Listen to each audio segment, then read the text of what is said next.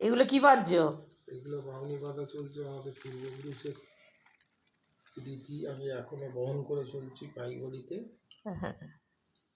আমার বাবা করে গেছে, আমার মা করে গেছে, দাদু করে গেছে, আমি এখনো ব্যবহার করছি। অফিস থেকে তাড়াতাড়ি ছুটি করে চলে এসেছি এই কাজ করার জন্য। এটা আমাদের খুব করতে হয়। চাষবাস নেই ঠিকই, কিন্তু শহরের মধ্যে এই রীতিটা আমি এখনো বজায় রেখেছি। কি কি দিয়ে বাদ্য সেটা বলো। ধান, মূলো শাক। ধানের শীষ, হ্যাঁ বলো। মূলো শাক। মূলো শাক নেয়। মূলোর ফুল।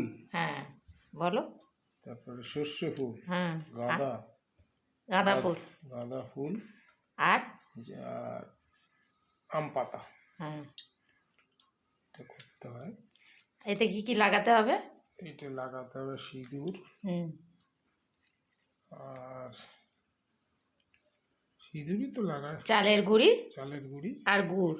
গুড় স্পর্শ করতে হয়। হ্যাঁ, দিয়ে দিয়ে ঠাকুরের কাছে ঠাকুরের কাছে বিভিন্ন জায়গায় 3 দিন ওদের রাখতে হয়, রাখা যাবে। ফ্রেন্ড দেখো, এটা আমাদের বাড়ির প্রথা পূর্বপুরুষ থেকে হয়ে থাকছে। তাই আমার হাজবেন্ড, মা যে আগে শ্বশুর করতো, এখন আমার হাজবেন্ড করছে, এটা বানাচ্ছে।